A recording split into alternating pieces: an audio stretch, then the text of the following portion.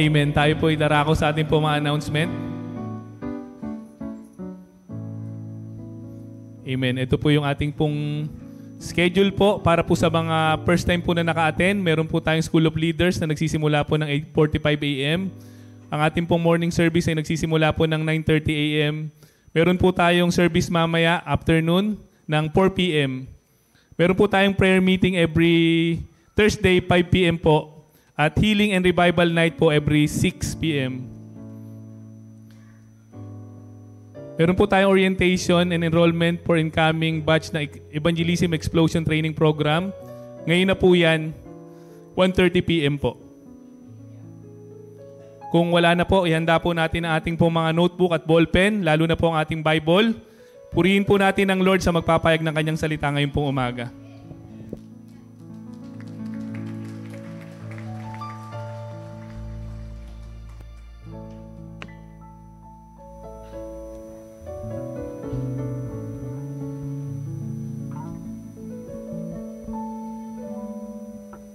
Hello. Sino po dito ang tinamahan ng biyaya ng Diyos? Sino po dito pumunta para sambahin si Jesus?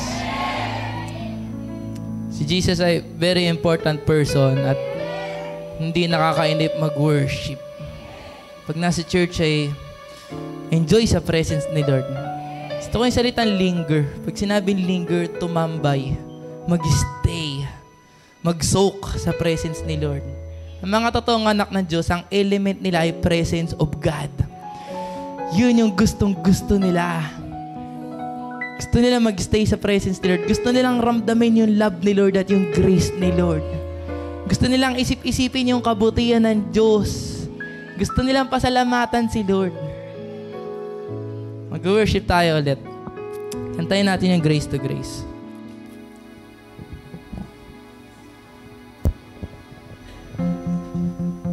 Kahit nakaupo lang po tayo, pwede tayo mag-worship kayo.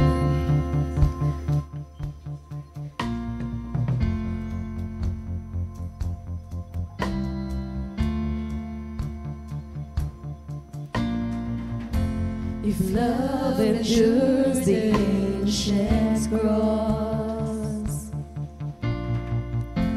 how precious is my Savior's blood. The beauty of heaven wrapped in my shame, the image of love upon its reign. If having my heart was worth the pain, what joy could you see beyond the grave? If love found my soul worth dying for, how wonderful, how glorious, my Savior's scars, victorious, my chains are gone, my debt is paid, from death to grace to grace.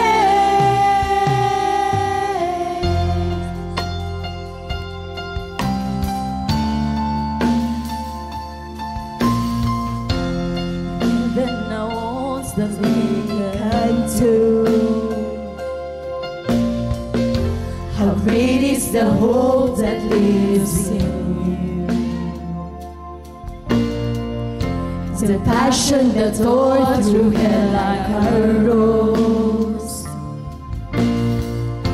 the promise that rolled back then it's gone. His peace on this world, the life He erased. Where is my sin? Where is my shame? If love paid it all,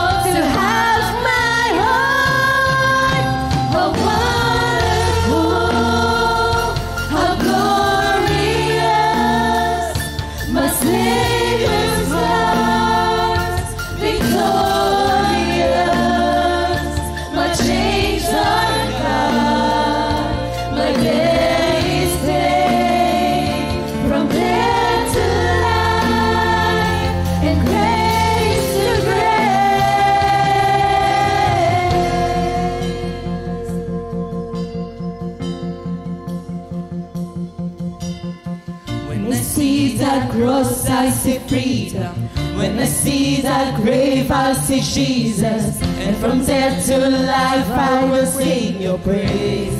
In the wonder of your grace. When I see that cross, I see freedom. When I see that grave, I see Jesus. And from death to life, I will sing your praise. In the wonder of your grace. When I see that cross, I see freedom. When I see that grave, I see Jesus. And from death to life, I will sing your praise. In the wonder of your grace. When I see that cross, I see freedom. When I see that grave, I see Jesus. And from death to life, I will sing your praise. In the wonder of your grace. How my soul will sing your praise. In the wonder of your grace. How my soul will sing your praise. How wonderful, how glorious, my Savior's cross, victorious, my chains undone, my debt is paid, from death to life, and grace to grace.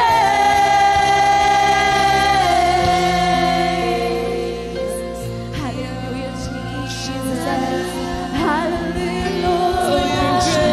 You deserve our praise. King of kings and Lord of lords. I say thank you, Jesus. Thank you, Jesus. Thank you, Jesus. Thank you, Jesus.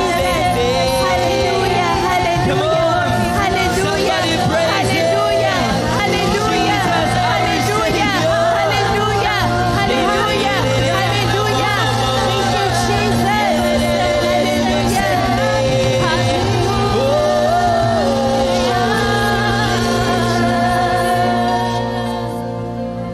Hallelujah. Oh, hallelujah, hallelujah. We thank you, Holy Spirit. You are here in this place, oh Lord. We worship you, Father. We worship you, Jesus. We love your presence, Lord, more than anything in this world, oh God. Better is one day in your courts than 1,000 elsewhere, oh Lord. We love you, Jesus. Oh, we thank you, Lord, for that peace. We thank you for that rest, for that comfort, for that fullness of joy in your presence. Hallelujah. There is none like you, Jesus. Patuloy po kayong kumilos sa aming mga buhay at ang pangalan niyo lamang po ang maitaas at maparangalan, O God. In Jesus' name we pray. Amen. Praise God. Hallelujah. Sarap sa presence ni Lord. Nagkakalasingan na po dito sa banal na Espiritu. Sino po nandito na nakasimba no Thursday? Or nakanood ng live stream? Meron pa isang verse that really hit me like a lightning bolt. Psalm 33 verse 6. Sabi dun, by the word of the Lord were the heavens made, the starry host by the breath of His mouth. Sa pamamagitan ng salita ng Diyos ay nagawa ang kalangitan. At nung huminga ang Panginoong Diyos, nagsilabasan ng mga stars. Nung marinig ko po yung verse na yun, naalala ko yung mga narinig ko ng teaching tungkol sa gaano kalaki yung mga stars at gaano kalawak yung universe. Sabi ng Isaiah 40 verse 26 na, lift your eyes and look to the heavens, who created all this, who brings out the starry hosts one by one and calls them each by name. Tinatawag ng Diyos ang lahat ng stars by name. Pinangalanan niya yung mga stars. Alam niyo po ba na dyan sa kalawakan natin ay may umiikot-ikot na dambuhalang telescope na ang tawag doon ay Hubble's Telescope. At yun yung nagtitake ng mga picture at nire-research yun ng mga scientists kung anong tawag doon sa mga stars na yun at gaano kalaki ang mga stars na yun. Napicturean nila ang 46 sextillion stars sa Milky Way galaxy pa lang. Pag sinabing 40 sextillion, magsulat ka ng 40 at lagyan mo ng 21 zero. Million, billion, trillion, quadrillion, hindi na natin mabibilang yun. Sabi ng Bible, sabi ng verse na yan, na tinatawag ng Diyos yung mga stars by name. Because of His great power and mighty strength, not one of them is missing. Sabi ng Psalm 147 verse 4, He determines the number of the stars. Alam ni Lord kung gaano karami. And calls them each by name. Grabe naman talaga. Alam mo ba kapatid na yung mga star ay mas malalaki pa kaysa sa earth? Merong malalaking star, merong maliliit na star. At yung sun po ay isa sa star. Sobrang liwanag niya. Alam niyo ba, kung paliliitin natin yung earth na kasing liit ng golf ball, wala pa akong golf ball. Gabi ko na naisip bumili sa palengke kaso wala na oras. O ping pong, meron po ba may ping pong ball? Pero isipin niyo ganyan lang yan. Pag pinaliit mo ang earth kasing liit ng golf ball, yung sun ay 15 feet in diameter. Pag sinabing diameter po, tignan niyo po yung bilog na logo. Parang hatiin mo siya sa gitna. Magagawa ka ng guhit sa gitna from end to end. Yun yung diameter. Yung sun ay 15 feet in diameter. Pag pinaliit. So, ganito yung earth at hanggang dun yung sun. Laking bilog. Hindi lang isang star yung ginawa ng Diyos. Sobrang daming star. Alam mo kapatid, meron pang isang star ang tawag sa kanya ay Betelgeuse. Betelgeuse. Yung Betelgeuse ay sobrang laki kumpara sa sun. Na ang sukat ng Betelgeuse ay yung doble ng ikot ng earth sa sun. Di ba kapatid, may 365 days a year? Diyan po ba kayo? Pag nag-January 1 na ulit, nakaikot na yung earth sa sun.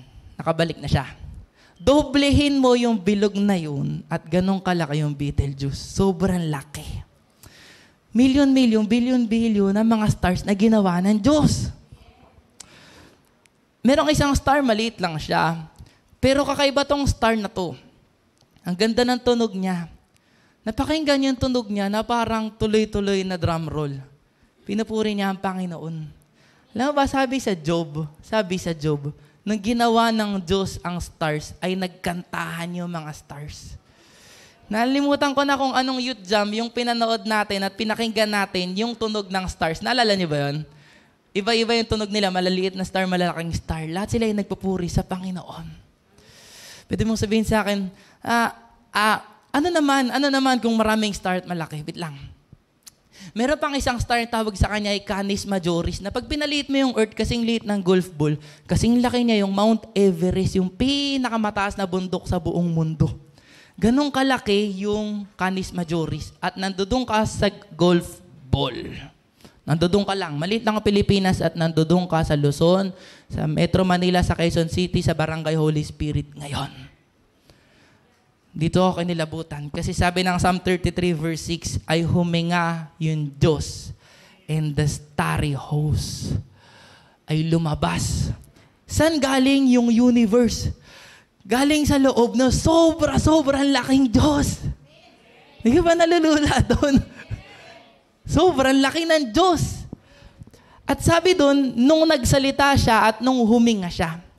Sabi ng Hebrews 1 verse 3, Hebrews 1 verse 3, the Son is the radiance of God's glory and the exact representation of His being, sustaining all things by His powerful word. Lahat ng bagay ay sinusustain ng Word of God. Sobrang makapangyarihan pala yung Word of God. Nakikinig pa po ba? Marami palang nangyayari kapag huminga yung Diyos. Tayo, humihinga tayo lagi, pero wala namang masyado nangyayari. Pero yung Diyos, tuwing hihinga siya, grabe yun nangyayari. Huminga siya at nabuo yung mga stars. Huminga siya ulit at may nabuo. May nabuo. Genesis 2 verse 7. The Lord God formed the man from the dust of the ground and breathed into his nostrils the breath of life, and the man became a living being. Saan galing ang tao? Sa Diyos. Huminga yung Diyos at nabuhay yung tao. Katumbas mo pala yung buong Milky Way galaxy. Hindi lang yun, at yung buong universe ay katumbas mo sa mata ng Diyos. Kasi galing yan lahat sa hininga ng Diyos. Amen? Huminga ulit si Lord. At ano naman na nangyari? 2 Timothy 3:16. All scripture is God-breathed and is useful for teaching, rebuking, correcting, and training in righteousness. Nung huminga si Lord ulit, ay lumabas ang Word of God. Mahalaga pala ang Word of God. Sabi ni Jesus sa Matthew 24:35, Heaven and earth will pass away, but my words will never pass away. Ibig sabihin nun, ito ay mahalaga. Sabi ng Panginoong Jesus sa Matthew 4:4, Man shall not live on bread alone, but on every word that comes from the mouth of God. Mahalaga po ang pagkain. Kailangan natin kumain araw-araw. Tama po ba? Pag hindi po tayo kumain, papayat po tayo. Yung iba po gusto nila yon kasi sa ikabubuti nila. Pero normally, ang tao kumakain. Para malakas ka. Para mag-function ka ng maayos sa school at sa trabaho. Sa totoo lang po, yung sinasahod, kinikita natin, marami doon ay napupunta sa pagkain. Kailangan mahalaga. Pero sabi ni Jesus, may mas mahalaga pa kaysa sa pagkain. Man does not live on bread alone, but on every word that comes from the mouth of God. Sabi ni Lord Jesus sa John 6:27, Do not work for food that spoils. Grabe. Sabi ni Lord, wag mong pagtrabahuan ng mga pagkaing napapanis.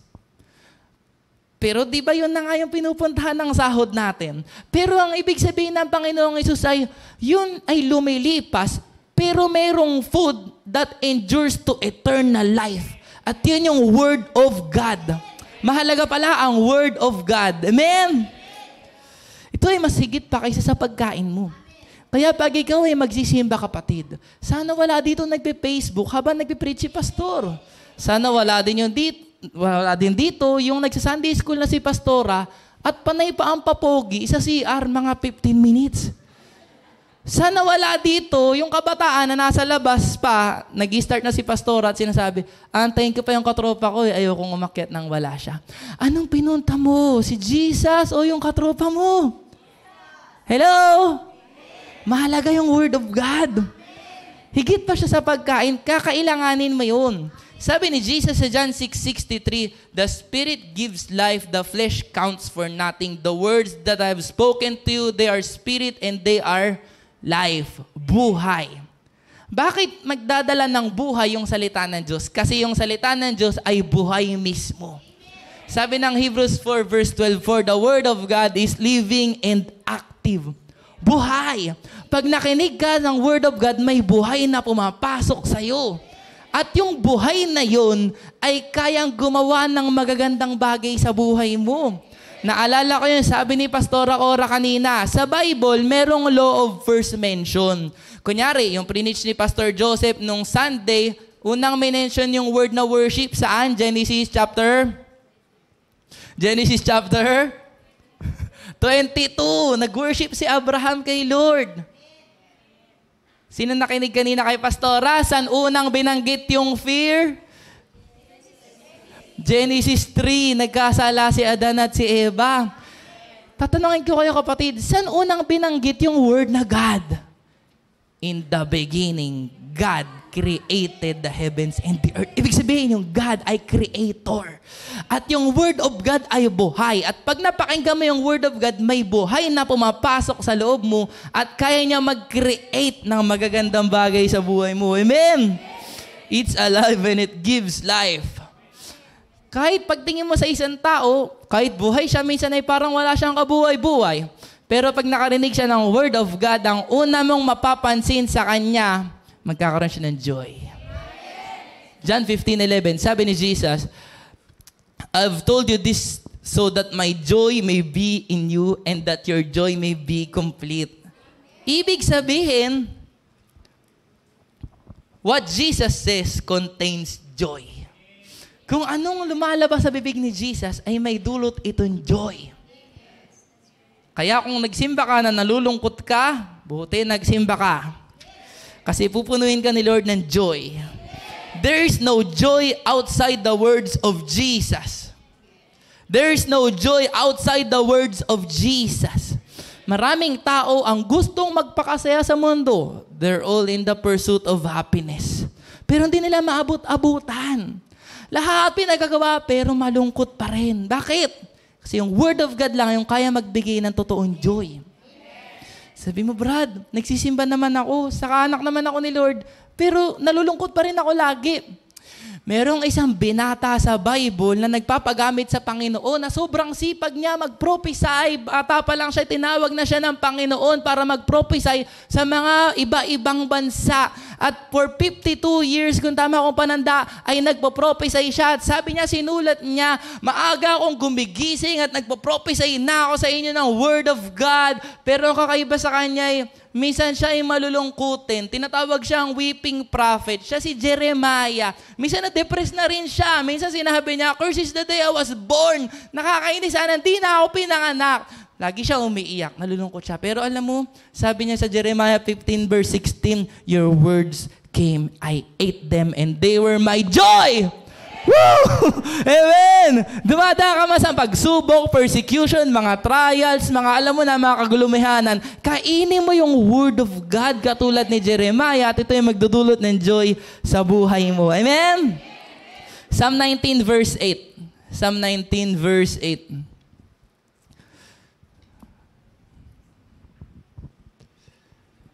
Diyan na.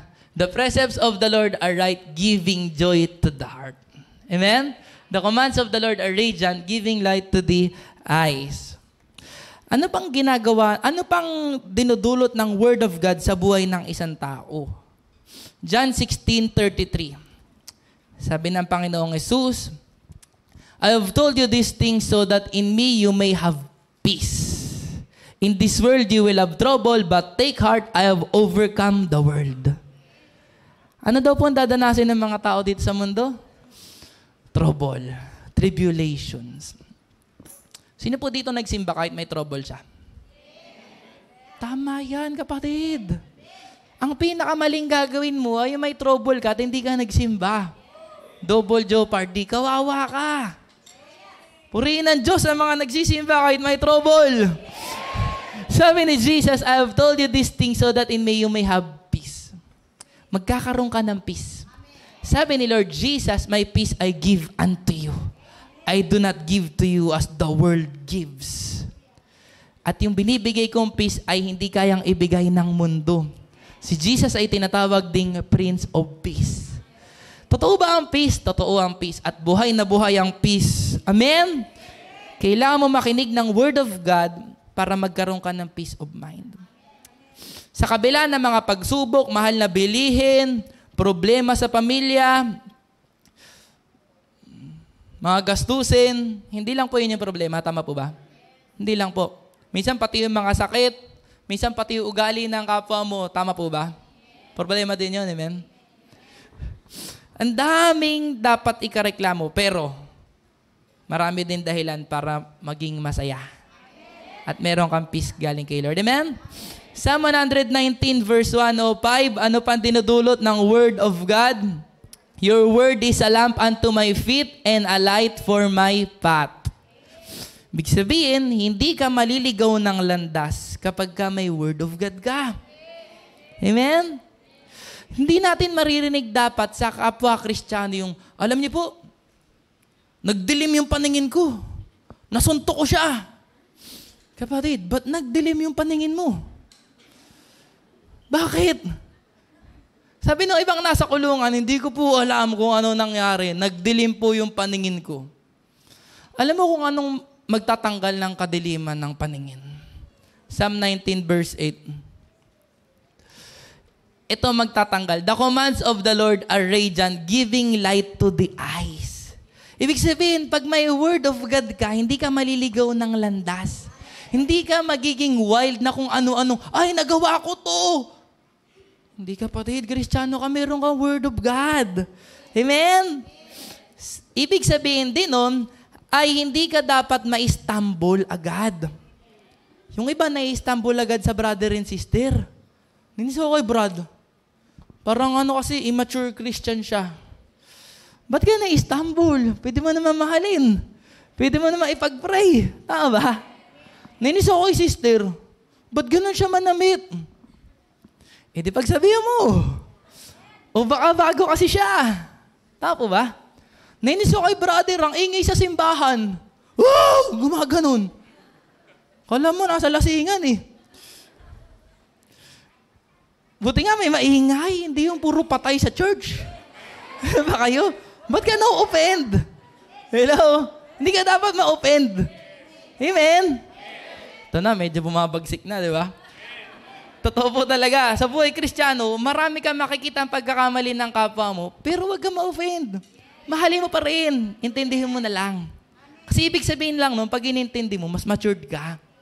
Hindi ka pumapatol sa mga salita, sa mga away-away. Hindi ka nagre-react ng masama. Pinapalampas mo na lang. Anong tawag doon? Meron kang ilaw. Nakikita mo kasi, hindi ako dapat mataliso dito. Maliit na bagay lang to eh. Hello? Amen? Pero pag wala kang ilaw ng salita ng Diyos, makita mo yung kahinaan ng kapwa mo, hindi ka nasisimba. Hindi na. Sabi nga nung isang nabasa ko, alam mo, nagsimba ka na ba? I-try mong magsimba sa church na punuin mo ng tubig yung baso mo, ha? Punuin mo ng tubig at maglakad ka. Maglakad ka paikot sa church, ha? Tapos, tignan mo yung mga tao, wag mong tignan yung baso, ha? May natapon ba? Meron. May matatapon talaga. Kapag ka nakatingin ka kung kani-kanino. Andiyan po ba kayo? So, dapat hindi tayo matitisod. Amen? Ano pong gagawin? Pag gusto na matisod, mahalin, ipag-pray, pagsabihan. Amen? Sabi mo, hindi talaga siya nababago eh. E di share mo siya ng Word of God kasi yung Word of God yung magbabago ng buhay niya. So, ang Word of God ay ilaw. Hindi ka matatalisod. Hindi ka rin ma-aksidente o mapapahamak.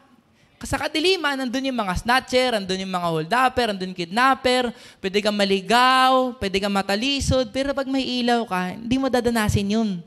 Ganon din yung Word of God. Ito ay ilaw sa iyong landas. Amen? Ang isa pa pong magandang epekto ng Word of God, Psalm 107 verse 20, it is healing. Sabihin po natin, healing. He sent forth His Word and healed them. He rescued them from the grave. Pinadala ng Diyos ang kanyang salita para pagalingin yung mga may sakit. Sino po dito ang naranasan na, yung honest lang po yung totoo lang, may sakit ka, nagsimba ka, at habang nagpipreach ng Word of God ay gumaling ka? Dami. Ibig sabihin pala, may healing power yung Word of God. Amen? Sabi ng Proverbs 4 verse 20, my son, pay attention to what I say. Makinig daw po, no? Makinig. Listen closely to my words. Do not let them out of your sight. Keep them within your heart. Next. For they are life to those who find them and health to a man's whole body. Sabi ng New King James, for they are life to those who find them and health to all their flesh. Amen? Kapatid, kung may sakit ka, ang kailangan mong gawin na makinig ka ng maraming Word of God. Kasi may healing power yung Word of God. Sabi mo, pinag-pray ako ni Pastor, gumaling ako. Pero pag uwi ko, bumalik yung sakit. Mine-maintain kasi yung healing. Hindi mo ma-maintain yung healing kapag hindi ka nagkaroon ng personal faith mo sa Word of God. Madaling makareceive ng healing, pero yung i-maintain mo yung healing, kailangan mo ng personal faith sa Word of God. Kaya kailangan mo makinig. Amen? Dati po, nung estudyante ako, makulit po ako. Nung bata po ako, mabait po talaga ako. Pero nung high school po ako, kumulit na po ako. Alam niyo po, talagang, nung first year ako, fourth year si Ate Faith, mabait-bait pa ako kasi nandun si Ate Faith. Pero nung college na si Ate Faith, ako na lang mag-isa, second year, makulit ako. As in, sobra. Pero pinagsisihan ko na yung mga yun.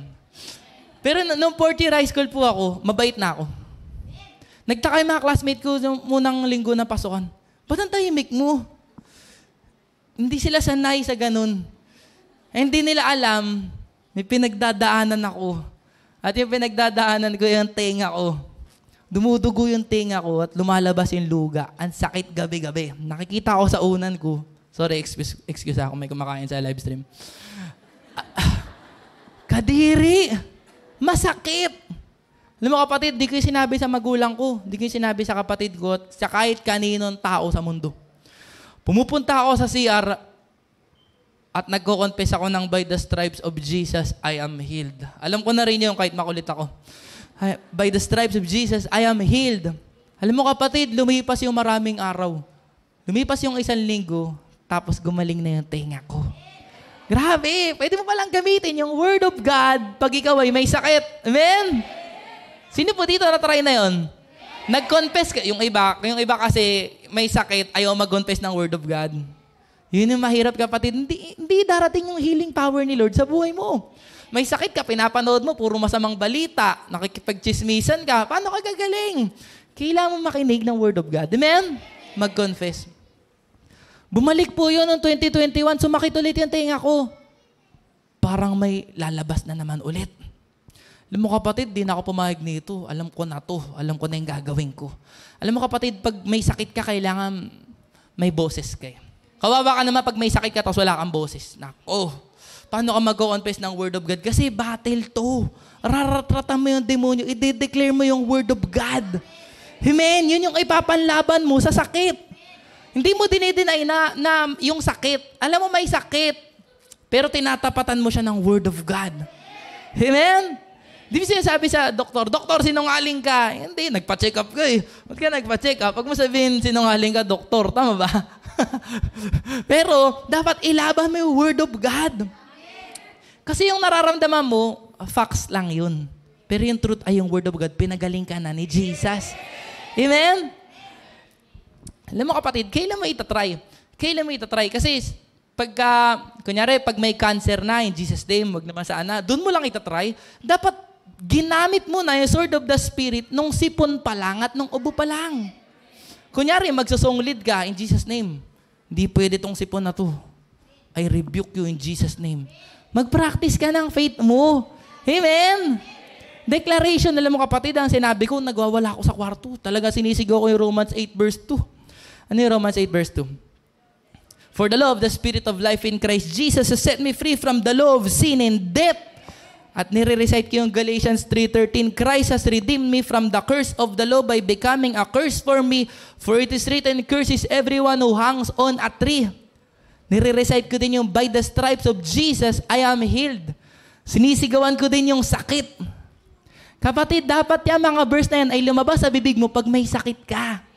Dapat matry mo na palayasin yung sakit galing yung word of God. Amen?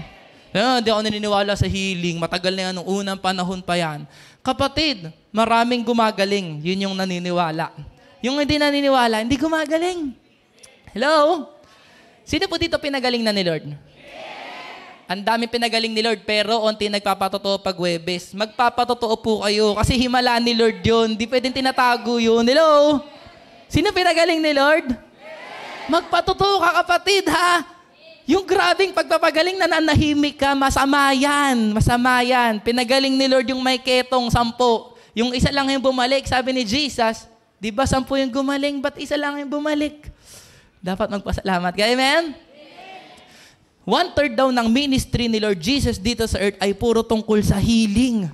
Hindi ka ba natutuwa na si Jesus ay hindi lang Savior, siya din ay healer? Sino excited makakita ng pagpapagaling ni Jesus? Amen. Kailangan maniwala tayo kapatid. Si Jesus ay hindi statwa. Hindi siya bato. Hindi siya tinatama doon sa langit. Hindi siya si Baal na sinabi ni Elijah, baka namamasyal si Baal. O baka natutulog. Kailangan yung gisingin. Hindi ganun si Jesus. Si Jesus ay hindi lang Savior. Siya ay healer. Amen. Alam mo kapatid, yung healing ay regalo din ni Lord. Parang salvation. Pag tinanggap mo si Jesus, talagang meron kang eternal life. Meron. Talagang pinatawad yung mga kasalanan mo. Amen? At yung healing ay regalo din ni Lord. Hallelujah. Pwede mo tanggapin. Dumating si Lord Jesus, siya yung Word of God. Siya yung living Word. At ginamit at pinagaling niya ang mga may sakit. Pag binasa mo yung Matthew chapter 8 and Matthew chapter 9, basahin natin yung Matthew 8. Gusto ko po mag-dwell dito. Mag-exercise tayo ng pananampalataya laban sa mga sakit. Amen. Matthew 8, verse... Ay, gumaling po yung tenga ko. Wala na po siya. Hindi na po lumabas yung mga masamang elemento. Praise the Lord. Matthew chapter 8, verse... Nasaan na yung ano? Ganda nun eh. Ayun, Matthew 8, 16. When evening came, many who were demon-possessed were brought to him, and he drove out the spirits with a word and healed all the sick. Wow! Paano pinalayas ni Panginoon Jesus yung mga demonyo at paano niya pinagaling yung mga may sakit? With a word. Hallelujah! I got a word for you, brother, sister. Sa pangalan ni Jesus, tinatalian natin ang mga cancer, ang mga bukol, ang ulcer, ang high blood, ang diabetes, ang goiter, ang dysmenorrhea, ang sakit sa ulo, ang insomnia, ang migraine in the name of Jesus. Hindi pwede magtagal sa buhay ng mga anak ng Diyos. We speak healing, we speak life in Jesus' name. Amen. Alam mo kapatid, ang nangyayari pag nakinig ka ng Word of God, hindi ka lang basta gagaling. Kasi bago mo matanggap yung healing, magkakaroon ka muna ng faith. Romans 10:17. King James dapat. King James. Faith comes by hearing and hearing by the Word of God. Ibig sabihin, hindi mo matatanggap yung healing power ng Word of God hanggat hindi ka nagkaroon ng faith sa Word of God. Hello? Amen? Tandaan mo ito kapatid, wala kang kahit anong makukuha sa Diyos pag wala kang faith. Wala kang kahit anong makukuha sa Diyos pag wala kang faith. Ibig sabihin, makukuha mo lang lahat ng inihanda sa iyo ng Diyos pag may faith ka. Paano magka-faith? Faith comes by hearing and hearing by the Word of God. Amen! Hallelujah! Ito yung pagkatapos mo magsimba at pagkatapos mo mag-cell group, meron kakaibang lakas sa loob mo na hindi mo maipaliwanag. Meron kakaibang lakas na alam mo, kaya mong harapin yung mga pagsubok at problema. Amen? Ano yun? Ano yung kakaibang energy na yun? Faith yun. Natanggap mo yun na nakinig ka sa preaching. Amen? Joshua 1 verse 8. Ano mangyayari sa'yo pagka nagbabad ka sa Word of God? Basahin po natin. 1, 2, 3, let's go. Do not let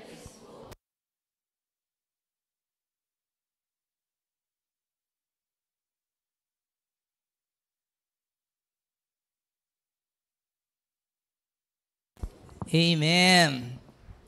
Sabi po ng salita ng Diyos, bulay-bulayin mo ito araw at gabi para magawa mo. Para magawa. Amen? Bakit bubulayin? Kasi i-check ni sa leader. Hindi. Bulayin mo para magawa mo. Ano pa mangyayari? Then you will be prosperous and successful. Ganda. Hindi pala galit ang Diyos sa prosperity.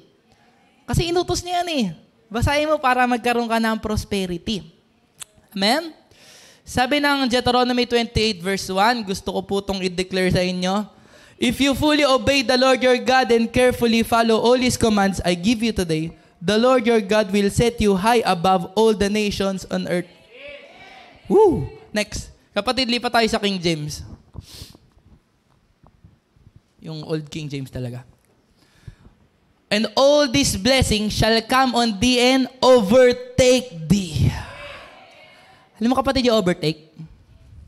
May overtake. Ibig sabihin ng overtake, kailangan mas mabilis ka dun sa'yo, overtaken mo. Sinong magaling mag-overtake dyan? Sarap mag-overtake. Wow! I'm gonna be a racer. Alam mo yung overtake, mas mabilis ka dapat dun sa hahabulin mo. Kahit mabilis yung ginagawa mong paglilingkod sa Panginoon, busy ka sa ministry, mabilis yung araw-araw mo, pero yung blessing ni Lord ay mas mabilis pa kaysa sa'yo. Amen! Hahabulin ka at aabutan ka. Blessed shall you be in the city and blessed shall you be in the field. Sino pang gusto niyan? Blessed shall be the fruit of thy body. Yung anak mo ay pagpapalain din. The fruit of thy ground. Ano po yun? Ano yung fruit of thy ground? Yung pananim mo. Hindi ako nagtatanim, Brad.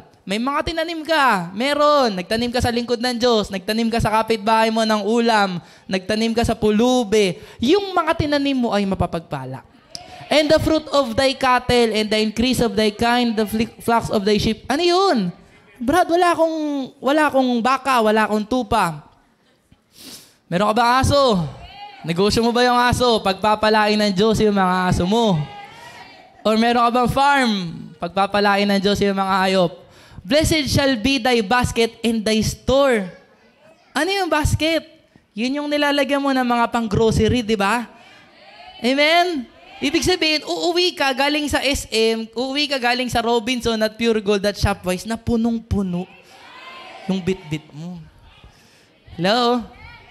Nakita niyo na si Pastor Mon saka si Pastora Ora mag-grocery? Grabe to. Super blessed. Malulula ka. Hulaan ko kung magkano. Lampas. Mayaman si Lord eh. Hello? Sabi mo, grabe naman. Anong grabe? Anong grabe doon? Gusto ni Lord overflowing. Sabi niyo, amen! Meron nga dito eh. Dati daw, pinipili niya yung lahat ng maliliit pang grocery. Ito maliit lang na ganito.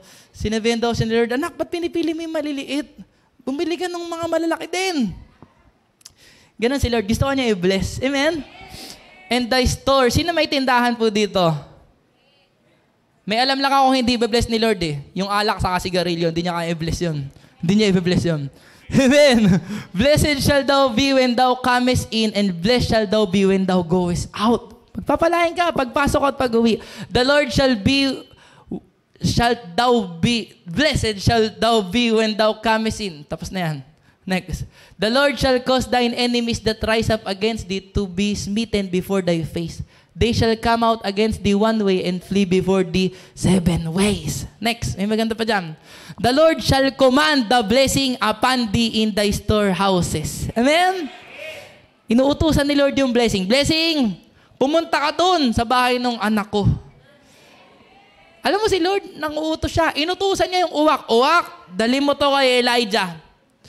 Nutusan niya yung mga bagay-bagay at kahit mga hayop. Mga isda, pumunta kayo sa lambat ni Pedro. Pera, pumunta ka dun sa bibig ng isda. Huhulihin ka ni Pedro mamaya. Hello? Ano naman pong ibig sabihin nun? Diyan, ang utusan ni Lord ay blessing na pumunta sa'yo. Palagay mo, tatanggi yung blessing. Ay, ayoko Lord. Hindi. No choice siya. Amen. The Lord shall establish. Hindi, may maganda pa dun eh. Balik dun. And in all that thou settest thine hand unto. Lahat ng hawakan mo, ipagpapalain ng Diyos. And He shall bless thee in the land which the Lord thy God giveth thee. Grabe. Pero anong sinabi ito sa verse 1 at sa verse 2? If you hearken diligently. Pag nakinig kang maigi sa Word of God. Amen? Pakitaas po ng notebook. Sino may notebook? This is my notebook. Praise God, marami notebook dito. Binabasa ba natin? Minsan kasi kapatid, ilang taon na tayo nagsusulat, hindi naman natin binabasa sa bahay yung notebook, no? Basahin mo din. Grabe, sabi na Psalm 112 verse 1, praise the Lord, blessed is the man who fears the Lord, who finds great delight in His commands. Ano yung finds great delight? Tuwang-tuwa sa Word of God. Amen? Alam mo kapatid, hindi ka totoong Kristiyano pag hindi mo na-enjoy yung Word of God. Saka pag naiinip ka sa worship, hindi yan na totoong Kristiyano. Kasi na-enjoy mo dapat yung mga bagay patungkol sa Diyos. Hello? Amen? Ay ibig sabihin ng delight, hindi ka napipilitan. Hello? Ibig sabihin din ng delight, hindi ka na napipigilan. Talagang sisigaw ka ng praise the Lord. Amen? Naalala niyo yung kwento ni Pastor? Yung on fire na Kristiyano, yung tumatayo lagi, sumisigaw, praise the Lord! Tapos sabi nung pastor, Brad, sa 1 linggo may bisita tayo ha. Pag tumahimik ka, bibigyan kita ng bagong sapatos. Alam mo, hindi na mapigilan ng Kristiyano. Hindi ko alam, nakaka-relate ba kayo dun? Gusto kong sumigaw. Alam mo, di ba, yung nakaka-excite na bagay, inuulit-ulit mo yun, di ba? Tama ba? Tama. Di ba pag music lover ka, galing bumirit, ulit, rewind, isa pa. Ganun, di ba? Hindi na ka dapat sa Word of God. So, nagpipreach na yung yung guest speaker, yung preacher, grabe, nag-aapoy. Alam mo yung feeling na na lahat tahimik, pero gusto mo na sumigaw. Nag-iisip ka lang, baka awkward pag sumigaw ako. Pero blessed na ako, sumasabog na. Alam mo, pag si pastor nakasama mo sa conference, sisigaw si pastor. Kahit sino pa yung mga taong nga, amen! Kahit saan mo siya ilagay, amen yan. So, sabi nag-aapoy na yung preacher. Tinitignan ng pastor yung brother. Wala sapatos. Sabi ng brother, gusto niya sumigaw eh. Alam mo yon? Yung parang sa Anchors Away, sa Vikings. Kahit pigilan mong sumigaw, napigilan mo sumigaw, pero yung tuhod mo, nag-uuntugan. Di ako sisigaw. Di ba automatic yun? Ba? Sabi nung patapos na yung preaching, talaga, alam mo yung climax na, yung talagang, yung ang dami ng revelation, tumayo na yung Kristiyano. Sabi niya, Pastor, may sapatos o wala, pupurihin ko si Lord. Sumigaw siya. Bakit? Mahal niya yung Word of God. Amen! Hindi siya, ang tagal naman ng preaching eh. Tapos, Facebook, ba't ka ba nagsimba? Saan hindi ka na nagsimba kung hindi ka makikinig sa preaching ng pastor? Hello? Sorry. Uy, gusto mo sumama sa cell group? Ayoko eh. Bakit? Nahiya ako. Ba't ka nagsimba? Sorry. sorry. Pero dapat mahal mo yung Word of God. Amen! Ito, medyo sapul-sapul po tayo dito, pero sana magbago tayo. Uso na ngayon yung online cell group. Alam mo, dapat pahalagahan mo pa rin yung Word of God kahit online cell group. Kasi pag hindi, sayang, baka matapon lang eh. Baka malimutan mo yung ganda ng revelation. Wala naman sigurong masama kung minsan nasa biyahe ka, nasa motor ka, naglaba ka, kailangan, inutusan ka, nag-online cell group ka. Pero wag naman sana lagi. Sana may moment din na nagtitake note ka. Amen? Di ba yung mahalaga, tinatago mo yun? Saan mo tinatago yung diamond ring mo? Saan mo tinatago yung sahod mo? Di ba? Nandun sa pinakailalim na damit. Yung mahirap halukayin, doble padlock. Bakit? Mahalaga eh. Yung Word of God, wag mo itapon. Itago mo. Amen? Ano mangyayari sa'yo? Praise the Lord. Blessed is the man who fears the Lord, who finds great delight in His commands. Meron po ba dito nagde-delight sa Word of God? Hallelujah! Psalm 1 verse 2-3. But his delight is in the law of the Lord, and on His law he meditates day and night. Nag-enjoy siya. Verse 3. He is like a tree planted by streams of water, which yields its fruit in season, and whose leaf does not wither. Whatever he does, prospers. Sayo ng ganung buhay. Amen? Ano sikreta niya? His delight is in the law of the Lord. Panahon na kapatid, para alam mo, yung taste buds mo, ayusin mo. Sabi nga nila, kung hindi mo mahal si Jesus, wala kang taste. Para kang tubig, wala kang taste. Kasi hindi mo mahal si Jesus. Pero yung talaga maayos yung taste buds, mahal niya si Jesus. Yun yung mga totoong Kristiyano, mahal yung Word of God. Actually, sabi, mahal ko si Lord, mahal ko si God. Pero alam mo, sabi ni Lord Jesus, if you love me, you will keep my commandments. You will keep my word. John 14:15. Amen? Hallelujah. John 15 verse 7. Ito mangyayari sa mga taong mahal yung Word of God. If you remain in me and my words remain in you, ask whatever you wish and it will be given you. Woo! Magkakaroon ng mga answered prayers. Kapatid, yun ang totoong buhay Kristiyano. May mga answered prayers. At dahil yun sa iyong appetite sa Word of God. Pag naging ka na prosperous and successful, wag mong kalimutan si Lord. Sabi nga ni Pastor Joseph Prince, Joshua 1:8, ang totoong prosperity saka success ay hindi ka tatanggalan ng oras sa paglilingkod sa Panginoon. Yun ang totoong successful at totoong prosperous. Hindi niya tatanggalin yung paglilingkod mo kay Lord. Amen? Ano pa mangyayari sa'yo pag meron kang Word of God? John 8:32. You will know the truth and the truth will set you free. Yung demonyo, pinupuno niya tayo ng lies. Ang mundong ito ay puno ng kasinungalingan.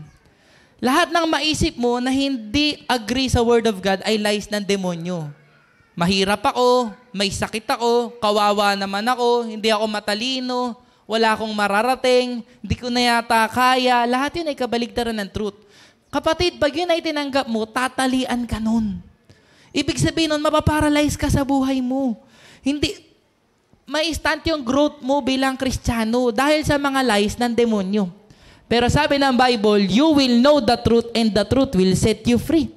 Yung truth pala yung mag-aalis ng mga tali na lies sa buhay mo. Amen? Be set free from addictions in Jesus' name. Kung ikaw ay biyag pa ng paglasing, dalangin ko ay lumaya ka at nagsasalita ako ng freedom sa buhay mo. Kung ikaw ay Kristiyano pero nag-struggle ka sa sigarilyo, mahal ka ni Jesus at gusto niyang lumaya ka ngayong araw, itong araw ng kalayaan mo. Amen? Kung ikaw ay nag-struggle sa pornography, kahit Kristiyano ka na, mahal ka ni Jesus, gusto ka niyang palayain, and the truth will set you free pag pinakinggan mo. Amen? Kung ikaw ay bihag ng drugs, gusto kang palayain ng Diyos. Kung ikaw ay bihag ng immorality, fornication o adultery, mahal ka ni Jesus, hindi ka niya itataboy. Dumating siya para palayain yung mga bihag. Jesus came to set the captives free, to open eyes that are blind, to open prison doors. Amen! Gusto kang palayain ni Jesus. Paano? Kailangan na maraming Word of God. Amen. Merong isang rockstar, pangalan niya si Brian Welch. Siya ay lead guitarist ng bandang Korn. Alam mo, sobrang yaman nila dati. Sobrang sumikat sila. Kabenta sila ng mga million records na rap metal. Ngayon, sabi niya, mayaman siya, lahat kaya niyang bilhin. Pero may problema siya. Alcoholic siya. Hindi niya matigil yung alak. May isa pa siyang problema, drug addict siya. Hindi niya matigil yung droga. Sabi niya, yung isang bahay ko, kaya kong punuin ng droga na gusto ko. Pero napuno ako ng takot. Kahit meron ako ng lahat, takot ako. Sabi niya, minsan narinig niya yung anak niya na kinakanta yung lyrics nila na masama. Mga lyrics nila ay tungkol sa suicide, kabastusan, violence, at ganon. Mga mura. Nakonsensya siya. Sabi niya, gusto ko magbago para sa anak ko. Sabi niya, lahat trinay niya para mabago. Pero hindi siya mabago-bago. Sabi niya, isa na lang ang hindi ko pa tinatry, yung magsimba. At nagsimba siya sa isang born-again Christian church. At pagpasok niya, nagpe-preach yung pastor. At sabi niya, lahat ng sinasabi ng pastor ay parang bumobomba sa puso ko. Grabe yung talab ng sinasabi ng pastor. At na-realize din niya, sabi niya, hindi pala lahat ng tao sa church ay perpekto. Mga totoong tao rin pala sila. Lumapit siya sa harapan at tinanggap niya si Jesus. Umiyak siya. Sabi niya, di ako iyakin, pero nung tinanggap ko si Jesus, umiiyak ako. Sabi ng pastor sa amin, bumalik ka, magpatuloy ka, magbasa ka ng Bible. Kinaumagahan Lunes, walang simba ng Lunes. Kinuha niya yung Bible niya at nagbasa siya ng Bible. Kinuha niya yung laptop niya at nag-download siya ng mga worship song. Dumating yung time na talagang mahal niya yung Word of God na kung anong mabasa niya, gagawin talaga niya. Kunyari nabasa niya tulungan ng mga mahihirap. Sasabihin niya sa asawa niya, tutulungan natin yung mga pulube. Mahal niya yung Word of God. Totoong na born again siya. Pero pagkatapos niya mag-devotion, katabi ng Bible niya yung droga. Pero mahal niya si Jesus, nagsisimba siya, tumanggap siya kay Jesus. Totoo. Pero katabi niya yung droga. Sabi niya, Lord, mali na to. Alisin niyo po sa akin to. Ayoko na magparehab, matagal yun. Kayo po ang mag-alis. Nag-check-in siya sa hotel para magparehab kay Lord personally. Pero nung nanginginig na siya, gusto niya magdroga ulit, nilabas na yung droga niyang baon. Binaon niya. Pero nag-struggle siya nung una, pero flinash na lang niya sa toilet. Tapos nung magdamag yun ay grabe yung battle niya. Pagising niya na umaga, tagaktak yung pawis niya. Pero naramdaman niya, pinalaya siya ni Jesus. Lumabas siya sa hotel na yun, hindi na siya nagdroga ulit. Pagkalipas ng ilang panahon, nagdroga siya ulit. Trinay niya ulit. Pero sabi niya, nung pagkatikim ko ng droga, hindi na ako nasarapan. Ayoko na. Hallelujah! Ang ibig sabihin nun, ang tao pwedeng tumanggap kay Jesus, totoon tumanggap kay Lord, mahal si Jesus, pero hook pa rin. Hindi lang basta sa droga, kundi sa maraming bagay. Minsan sama ng loob, minsan chismis, minsan hindi pagbibigay ng tithes and offering, yun ay mga stronghold sa buhay ng mga anak ng Diyos. Hello? Amen? Minsan Kristiyano na napapamura pa minsan at naging habit na pagsisinungaling o mga secret relationship o minsan napapainom pa rin o kung ano-ano pa rin napapanood. Pero mahal si Jesus, tinanggap talaga si Jesus. Alam mo, kailangan natin kapatid, kailangan mo na Word of God. Sabi ng Bible, you will know the truth and the truth will set you free. Amen! Hallelujah! Kung ikaw ay nag-struggle pero mahal mo si Jesus, I encourage you, magsimba ka, wag lang linggo, Huwebes din. Wag ka umasa sa live stream kung taga malapit ka lang naman. Hello? Kailangan mo yun kung gusto mong lumaya. Bakit mo gusto yung lumaya? Mahal mo si Jesus. Dumating si Jesus para palayain ka, mahal ka niya. Amen! Today is the day of your freedom. Lalaya ka na sa anxiety, mental disorder in Jesus' name. Amen. O acid reflux. Wala yang binatbat sa katotohanan ng salita ng Diyos. Today is the day of your freedom. Hallelujah. John 17:17. Ano pang nagagawa ng Word of God? Sanctify them by the truth. Your word is truth. Nililinis tayo ng Word of God. It sanctifies you. It cleans your mind. Nadudumihan yung isip natin sa mga napapanood at napapakinggan po natin. Kailangan natin ng Word of God. Kung paano maalikabok sa labas, ganun din yung sanlibutan. Maraming karumihan naglipana.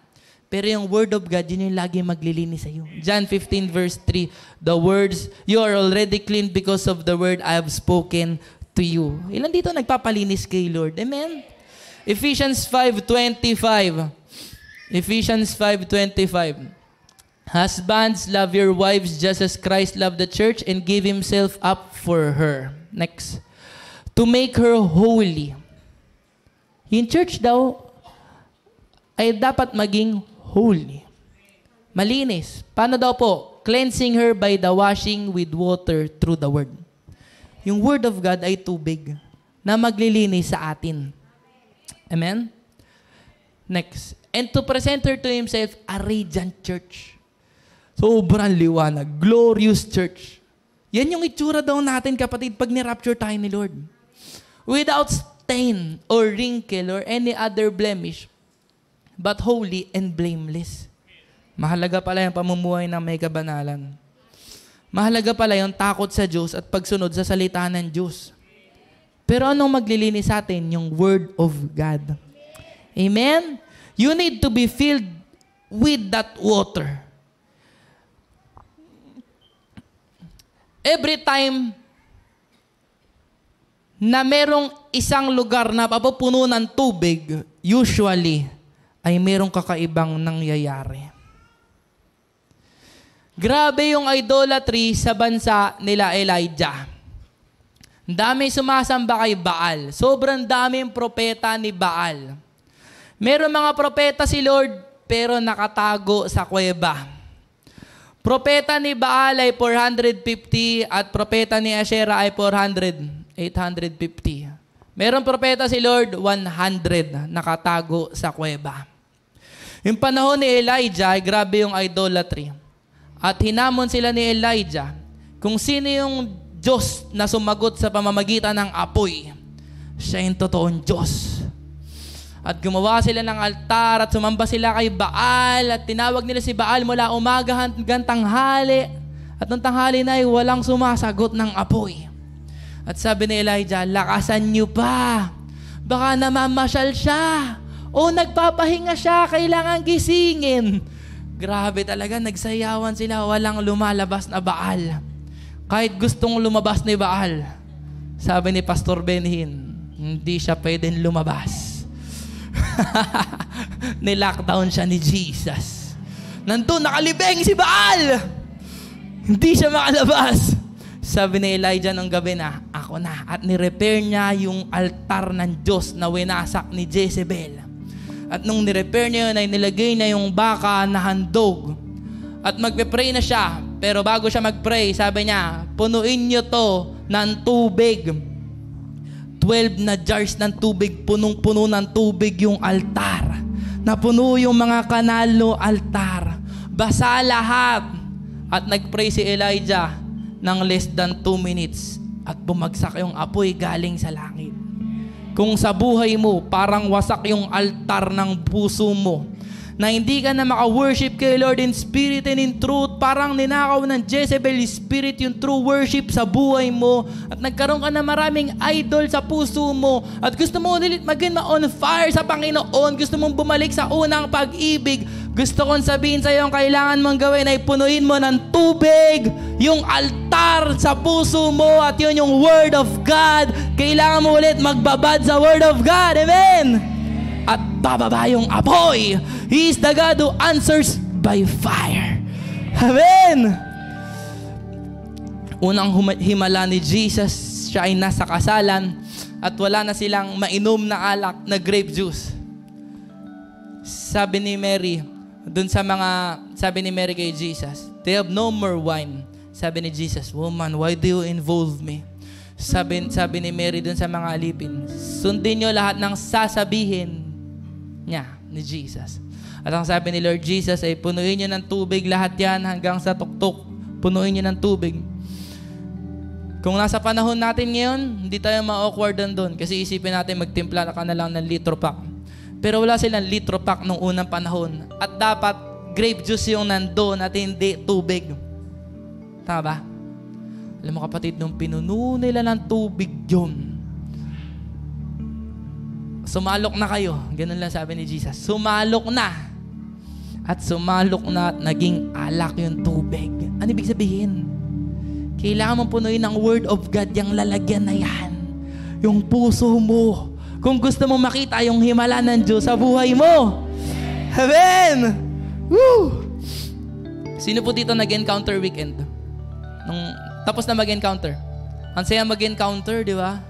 Lalo na yung ikalawang gabi, yung unang gabi talaga, grabe din yun. Yung ikalawang gabi din. Di ba? Talagang feeling mo, layas lahat ng demonyo, champion ako! Di ba? Pero minsan, alam mo kapatid, kailangan mong umabot from encounter to encounter. Minsan kasi napapansin ko, yung nag-encounter, after 6 months, hindi na nagsisimba. Kailangan umabot ka doon sa sunod na encounter. Hello? Pero galit yung demonyo pag nag-encounter ka. Kaya yung mga hindi pa po nag-encounter, mag-encounter kayo, mahalaga yun. Hello? Ngayon pa lang, hindi pwede sabihin, wala akong pambayad. Mag-ipon ka na. January pa lang ngayon. Hello? Pero kapatid, minsan pagkatapos mag-encounter, grabe atake ng demonyo. Iba-iba. Finances, family, studies, emotional, balik sa bisyo, kung ano-ano. Alam mo kapatid, nung panahon ni Moises, yung Israel, sakop ng Egypt. Sabi ni Lord kay Moises, palayain mo yung Israel. At pinalaya sila ni Lord gamit yung makapangyarihang kamay ni Lord. Naghimala si Lord na maraming himala. Nagulantang yung Egypt. At sabi ng Egyptian, o sige na, umalis na kayo. Umalis na sila Moises. Tuwan-tuwa sila, nakalaya na sila. Para sila na born again. Ang saya. Hindi ka na taga-mundo, hindi ka na anak ng demonyo, anak ka na ng Diyos.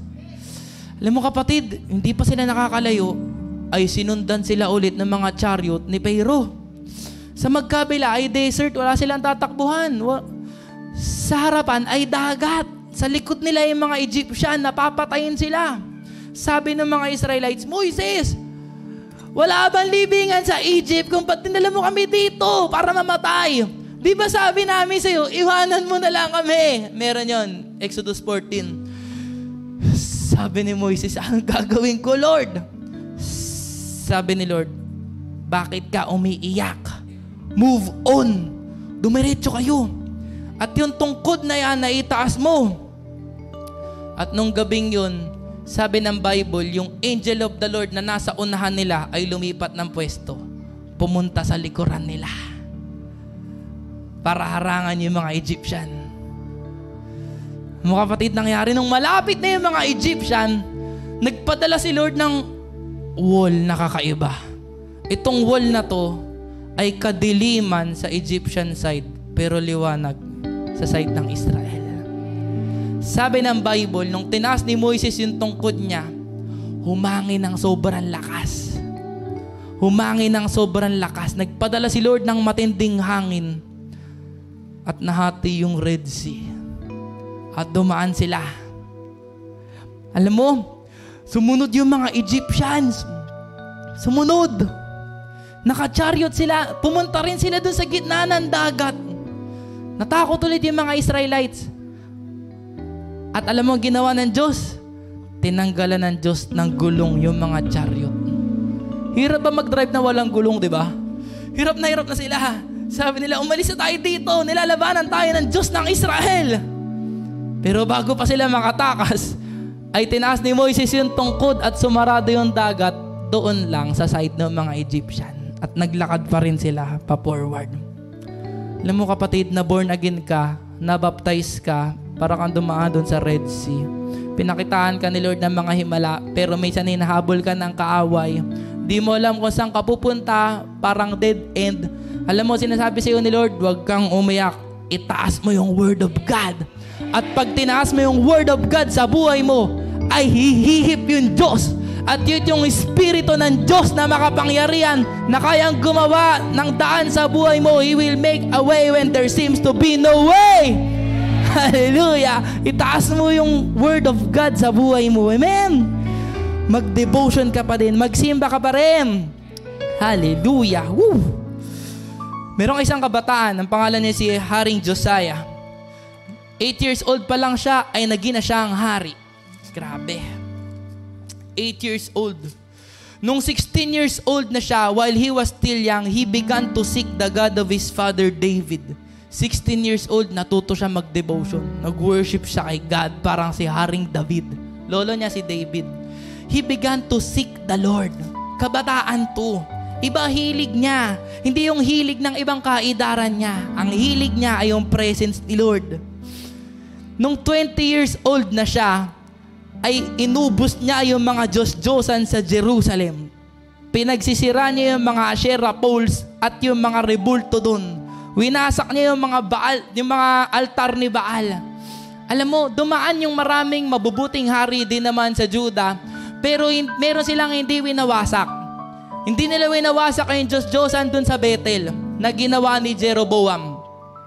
Alam mo, may nag-prophesy na isang propeta. Sabi niya, kawawa ka naman altar, darating yung panahon, yung mga pare na nag-aalay ng handog dyan, yung mga buto ng mga pareng yun yung iaalay sa altar na yun. Kawawa ka naman altar, wawasakin ka. At dumating yung time pinanganak na si Josiah at winasak niya yung altar na yun. Winasak niya yung idolatry sa bansa nila. 20 years old pa lang siya. Grabe na yung impact niya sa generation niya. Bakit? He began to seek the Lord. Hallelujah. Amen!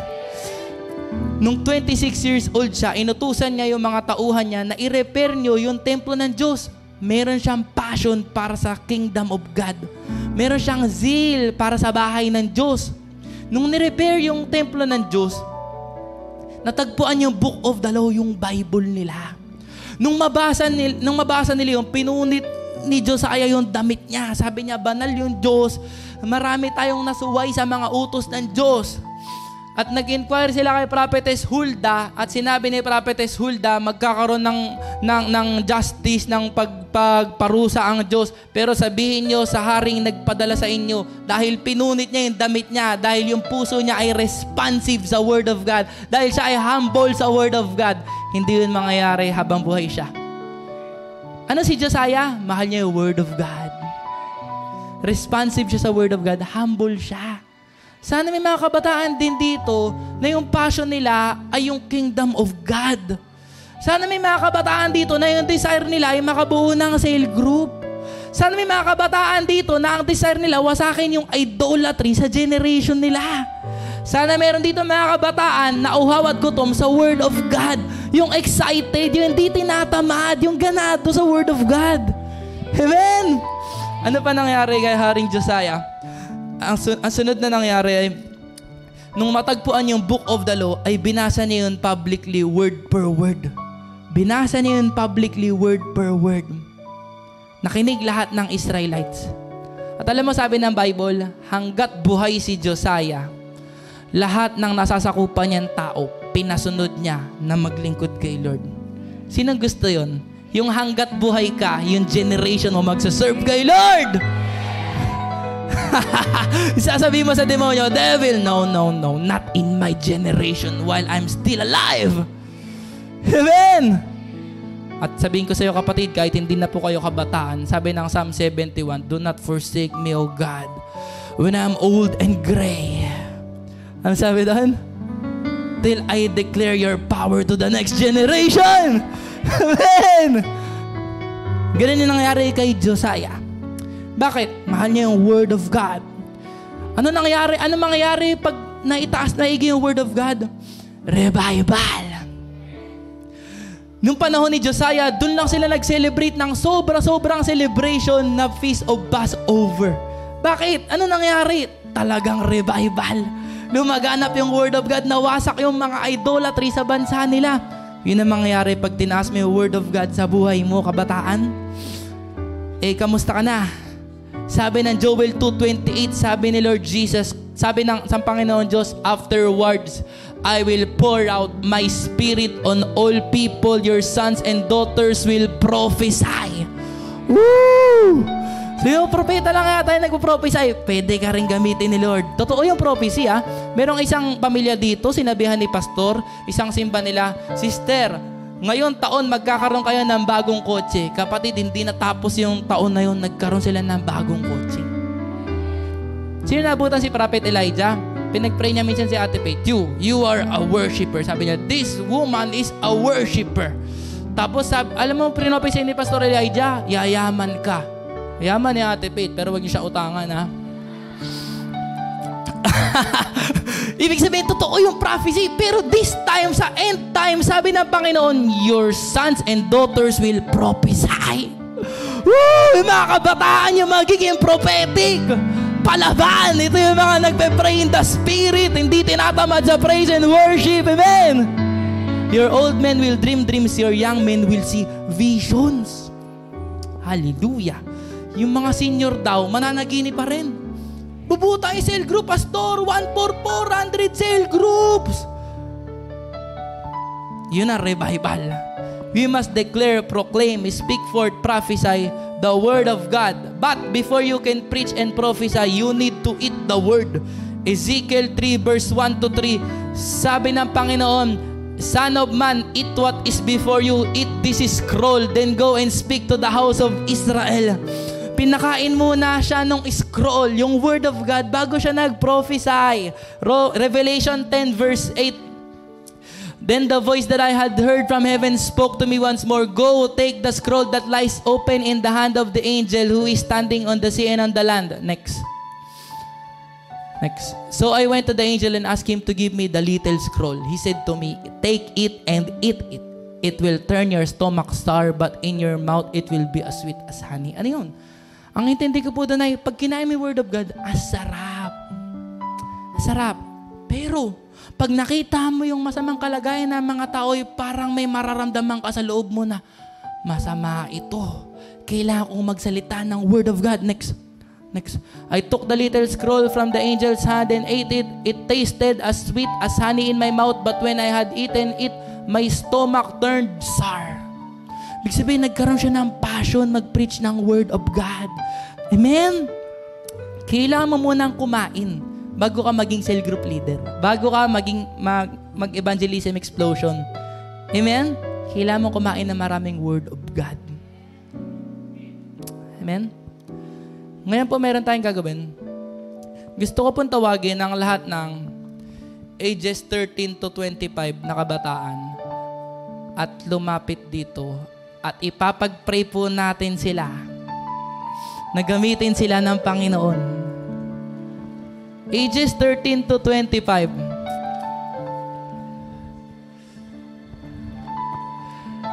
Ganito po ang gagawin natin. Sige po, lapit mga kabataan. Magde-declare tayo ng mabubuting bagay sa buhay nila. Na gamitin sila ni Lord. Na mag-apoy sila. Amen! Hallelujah! Grabe! Dito, huwag kayong maya sa gitna. Andi dito ang anointing ni Lord. Nakaka-excite. Hindi po ba kayo na-excite mga nanay, tatay? Grabe ang gagawin ng Diyos. Oh. Sige, lapit lang. Grabe. Marami dito magiging cell group leader. Ito na ang susunod na mga pastor at propeta ng Diyos. Ito na ang mga susunod na magwawasak ng mga idolatry sa bansa natin. Ito na yung mga susunod na intercessor. Hallelujah. Okay, mga kapatid, itaas natin ang ating mga kamay at ipapag-pray namin kayo.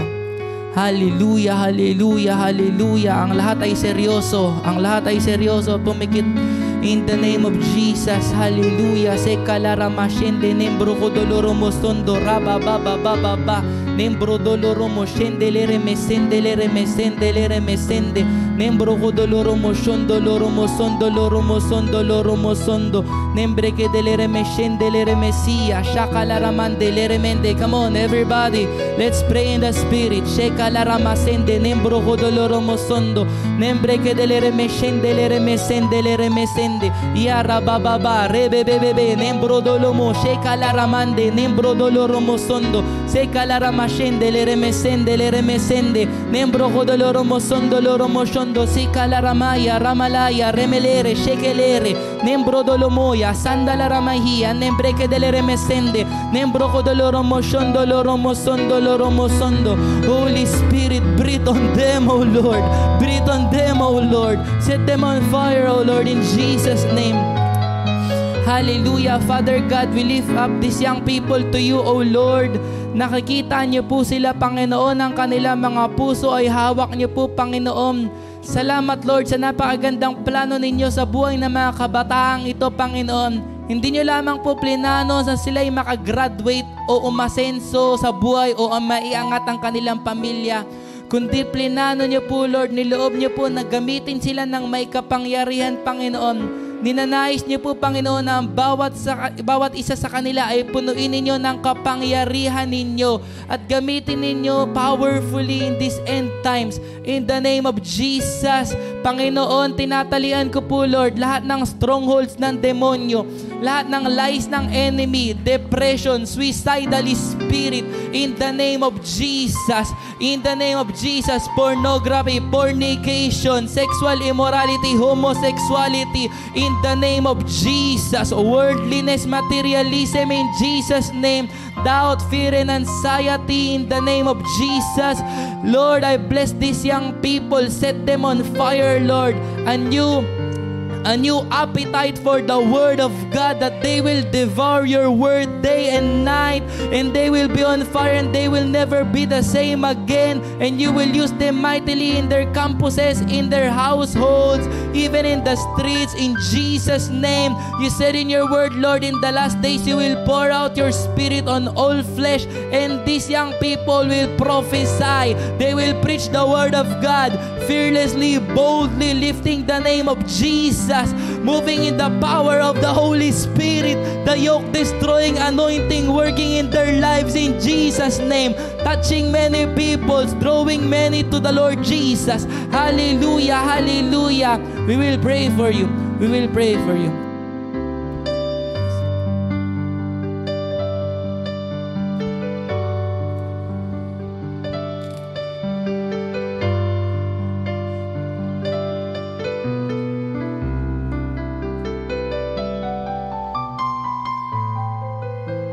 Father God, we ask your Holy Spirit to minister to these young people.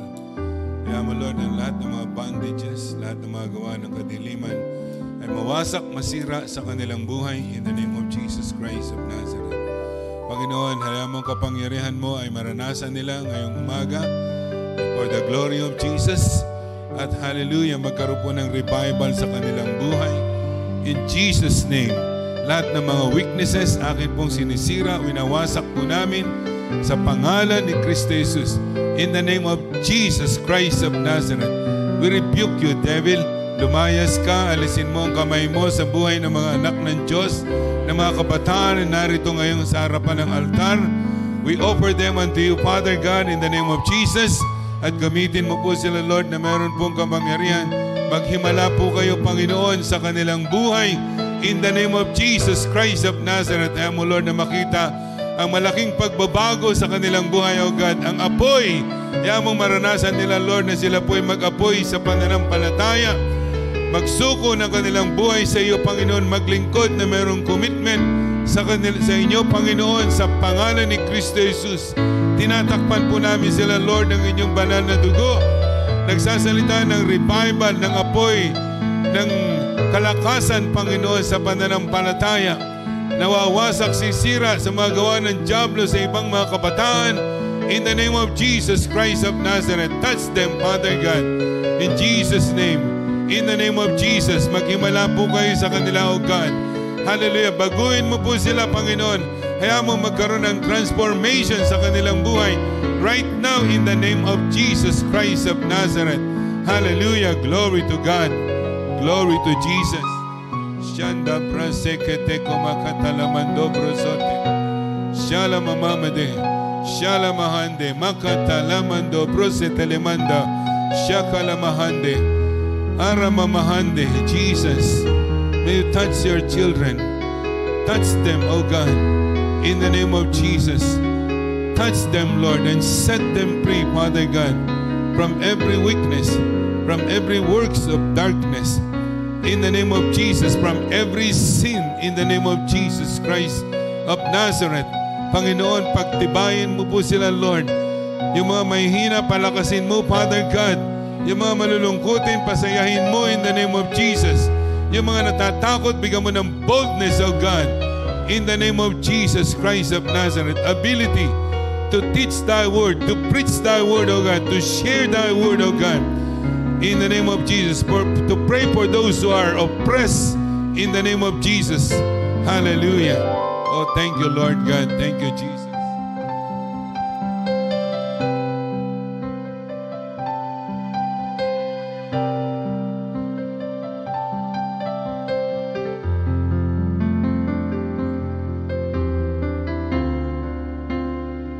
Lord, want to say to these young people, for I know the plans I have for you. Plans to prosper you and not to harm you, to give you a future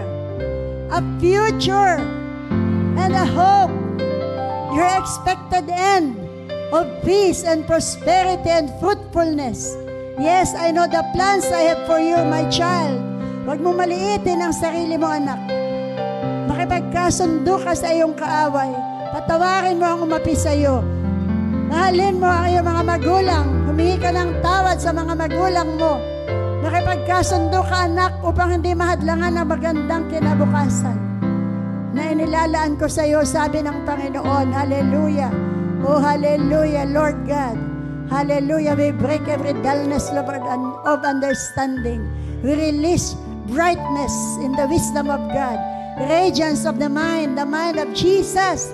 Ang mga nahirapan sa school, Lord, bigyan mo ng bagong karunungan, katalinuhan sa pangalan ni Jesus. Hallelujah, hallelujah. Mahusay mag-memorize ng Word of God. Matapang sa pag-share ng Word of God. O Rabba, Shanda, Rababa, Rebesaya, Yalalaba. Pagalingin mo po ang mga may sakit na dinaramdam sa pisikal nilang katawan. Hallelujah. Ipakita mo ang kapangyarihan mo, Lord. Hallelujah. Sinasaway ko ang ulcer. In Jesus' name. In Jesus' mighty name. Hallelujah, hallelujah, hallelujah. We release healing. Ora baba shanda. Makakatapos ka ng pag-aaral, anak. Sabi ng Panginoon, huwag kang matakot, magtiwala ka. Hallelujah, in the name of Jesus. In the name of Jesus. Ora bo shanda rababa rabaseya. Shanda ramama, mga magulang mo. Magkagalit, magkakasundo sila, anak. Huwag kang sumuko sa pangalan po ni Jesus. Hallelujah, rababa shanda rababa sebede bede bede yele bede yanda. Hallelujah.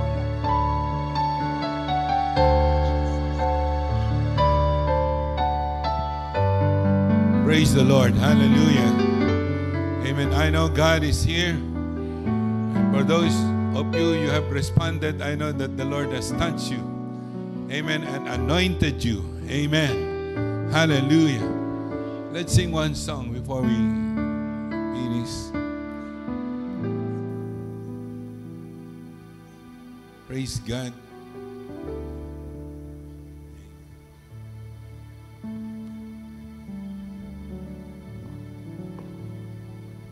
you, Jesus. Can you sing that song? Anointing. You know that song? Anointing fall on me.